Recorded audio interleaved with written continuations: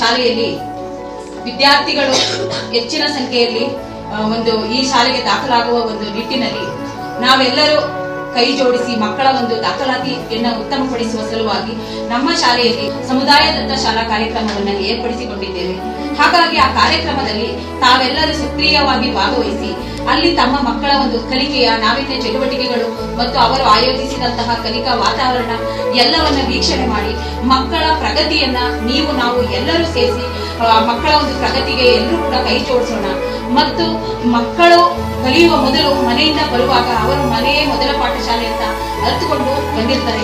ಹಾಗಾಗಿ ಆ ಮಕ್ಕಳ ಗುರುಗಳು ಮೊದಲು ನೀವಾಗಿದ್ದು ನಾವು ಇಬ್ಬರು ಕೈ ಜೋಡಿಸಿದಾಗ ಶಾಲೆಯ ಒಂದು ಉನ್ನತಿಯನ್ನು ನಾವೆಲ್ಲರೂ ಕೂಡ ಮಾಡಬಹುದು.